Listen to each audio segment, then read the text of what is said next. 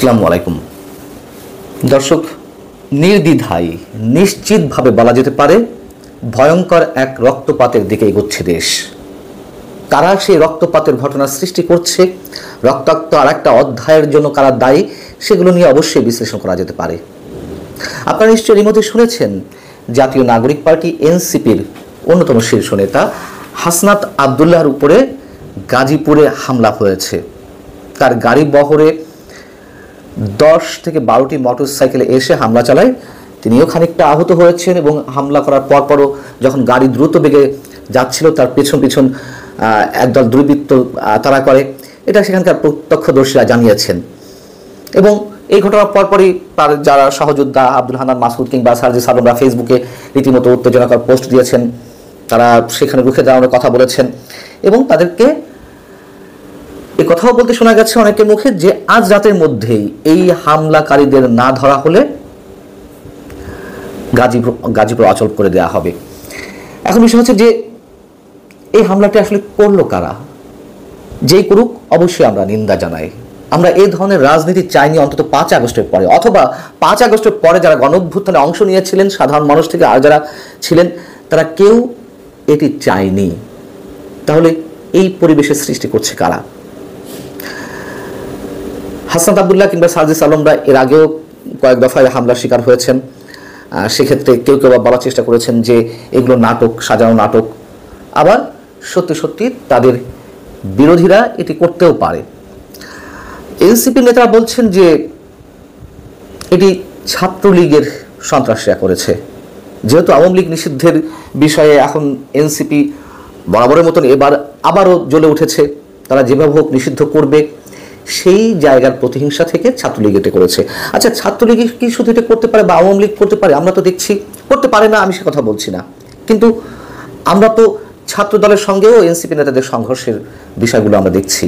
আমরা তো দেখলাম ঢাকা বিশ্ববিদ্যালয়ের যখন 7 কলেজ নিয়ে আন্দোলন চলছিল, সেই 7 কলেজের শিক্ষার্থীরা যখন ঢাকা বিশ্ববিদ্যালয়ে ডেমনস্ট্রেশন করছিল তখনও সার্জিস আলমরা হামলার শিকার হয়েছেন। হাসনাত আবদুল্লাহ উপরে হামলা হয়েছে। নর্থ সাউথ বিশ্ববিদ্যালয়ে সার্জিস আলম হামলার শিকার হয়েছে। জামায়াতের সঙ্গে আমরা মুখোমুখি অবস্থান দেখছি এনসিপি নেতাদেরকে কখনো কখনো। অতএব ঢালাওভাবে নিশ্চয়ই আমরা এককভাবে কারোর প্রতি দায় চাপাতে পারি না, তবে হামলা হয়েছে এটা তো বাস্তবতা। 5 আগস্টের পর থেকে বা 5 আগস্টের অভ্যুত্থান থেকে মানুষের তো একটি প্রত্যাশা ছিল একটি সুস্থ রাজনৈতিক ধারায় ফিরে আসা এই বাংলাদেশের। সেটি তো হয়নি। কেন হয়নি? কারা শুরু করছে? যে মবগুলো ক্রিয়েট করা হয়েছে দফায় দফায়, বুলডোজার আতঙ্ক সৃষ্টি করা হয়েছে, কারা করেছে? আমরা তো সব জানি। ফ্যাসিবাদ বলে দিনের পর দিন যে উত্তেজনা সৃষ্টি করা হচ্ছে, প্রতিহিংসা রাজনীতি ভয়ঙ্কর আকারে সৃষ্টি হয়েছে। আওয়ামী লীগ তো প্রতিহিংসা রাজনীতি করেছিল, এটা তো সত্য কথা, কিন্তু তারপর তো মানুষ আর এটি চায়নি। সেই জায়গা থেকে প্রতিহিংসা রাজনীতি আরো বেশি চরমভাবে এই বাংলাদেশে জেগে বসেছে। আওয়ামী লীগকে নিষিদ্ধ করতে হবে।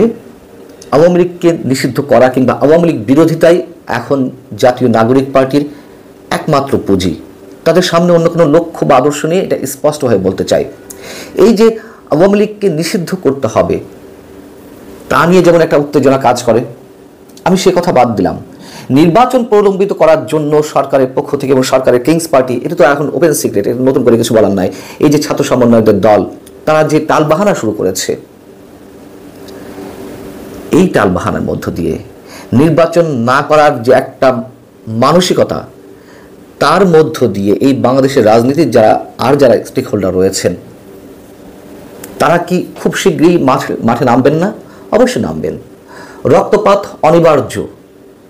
সেই রক্তপাতে আরো কতশো মানুষ বা কজন মানুষের প্রাণহানি ঘটে আমরা জানি না, তবে এ কথা তো সত্য যে অনেক আগে থেকেই আমরা আশঙ্কা করে আসছি নির্বাচন কবে হবে না হবে সেটি ঠিক ঠাউর করে বলতে না পারলেও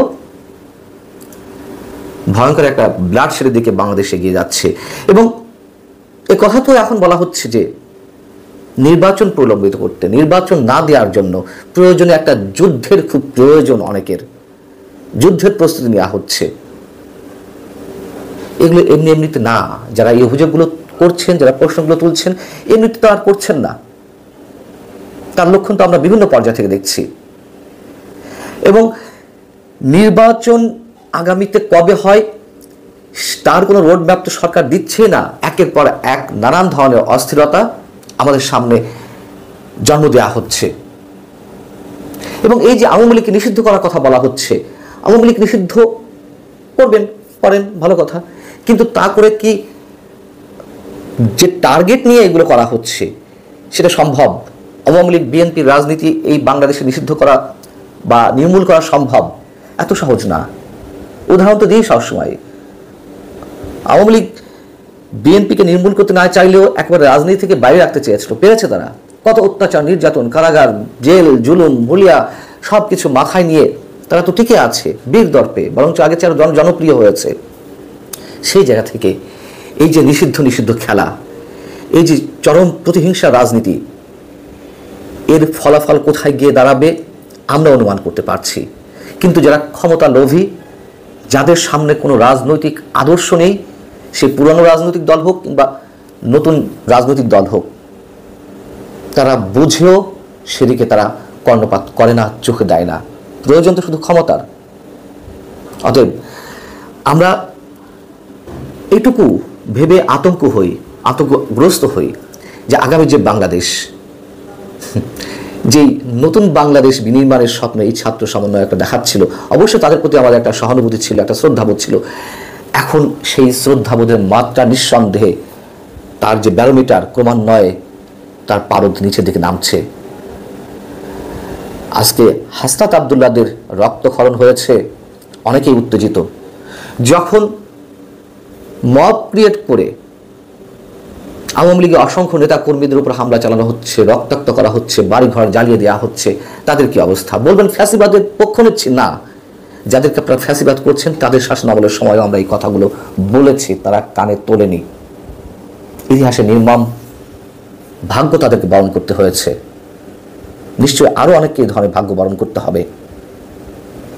সবশেষে যারা এই হামলাটি চালিয়েছে অবশ্যই তাদের গ্রেপ্তার করা হোক, আমরা চাই।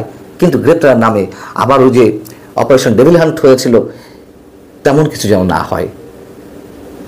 আল্লাহ হাফিজ, ভালো থাকুন সবাই।